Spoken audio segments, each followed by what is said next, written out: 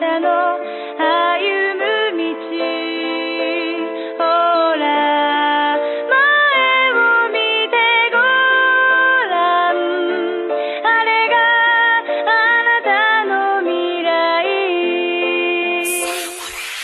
Kamusta ma? Kamusta dyan? Kamusta buhay mo ngayon? Sana okay ka lang at nasa mabuting kondisyon. Wala lang po, miss lang po kita kaya ko lumikha na munting awitin para naman iyong madama. Pagmamahal ko sa iyo ni minsan di ko nagawang iparamdam kaya hayaan mong sa awit ko na lang idaan. Diyan ka lang umupo at makinig sa mga sasabihin ko ni minsan di mo narinig. Hayaan mo na simulan ko po sa pasasalamat. Salamat sa lahat, sakripisyo at paghihirap mo para sa akin, para din kay Papa at kay Abi. Wag lang namin malasap hirap ng buhay nyo nung dati na naranasan mo na ayaw mong madanas namin. Kaya mas pinili mong ikaw ay lumayo sa amin at pumunta ng ibang bansa at doon nagbaka sakaling sa paraan na yun guminhawa buhay natin. Isang taong gulang ako nung iwan mo ko't lumipad sakay ng eroplano patungo sa lugar kung saan mo balak ko pa rin mga pangarap mo para sa ating pamilya.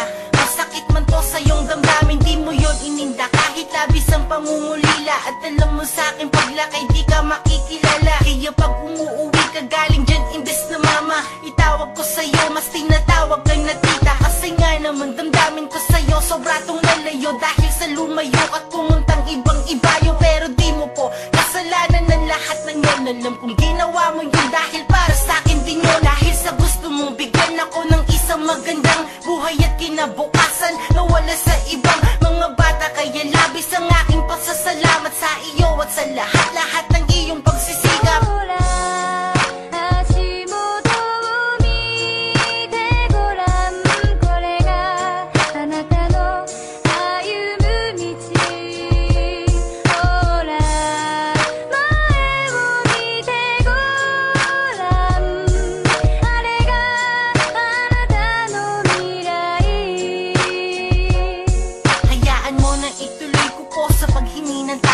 Alam ko ma, hindi ako naging mabuti na anak sa'yo. Ugali ko pag di nabibigay ang gusto ko. Nagagawa kitang masigawan at mainis sa'yo. Kasi ni minsan di naisip ang hirap mo dyan. Maibigay lang sa'kin ang mga bagay na aking kailangan. Sa eskwela man o kahit na sa personal kong gamit, lahat ng iyong dugo at pawis ang iyong pinalit. Wag lang akong magalit at magkaroon lang ng ngiti ang aking labi. Kahit na puno ka na ng bighati ay di mo yon inisip. Dahil nga sa mas inisip ko kaligayahan ko kapalit may paghihirap mo. Kasi para sa'yo hindi na balay ang maghirap ka. Ang importante ay makita mo ako na masaya. Dahil para sa'yo ako ang pinakamahalaga. Yun ang hindi ko naintindihan at di ko nung nakita. At patawad ma kung minsan di ako nakikinig sa'yo. Sa mga payo mo sa'king alam mong kabubuti ko. Kung nakinig lang sana sa mga pangaral mo noon, di sana ganito estado at sitwasyon ko ngayon. Namulat sa mga bisyo, alak at sigarilyo.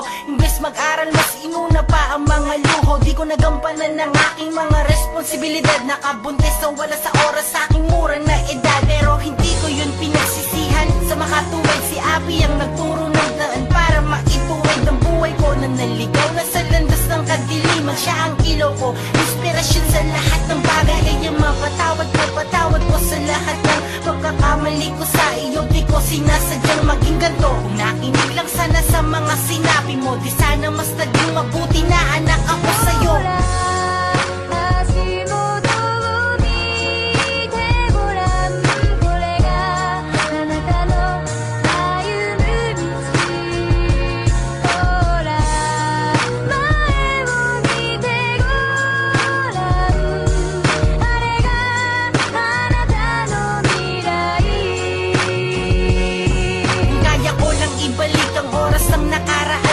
Ayusin ko ang mga bagay sa aking nagdaan. Susundin ko ang lahat ng mga payo mo sinabi. Pero alam ko na hindi na mangyayari ang mga sandaling nasayang dahil sa aking kagaguhan. Mga desisyong ginawa na hindi ko pinag-isipan ng lahat. Noon lahat ngayon maliban sa isa.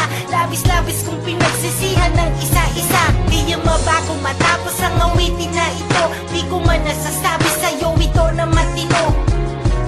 Mahal na mahal kita ma. Alam mo yan, di ko man nagagawang sabihin sa'yo, di ko man naipapakita sa'yo. Alam kong ramdam mo naman. Ayan. Ingat ka lagi dyan ha. Tsaka miss na kita. Love you.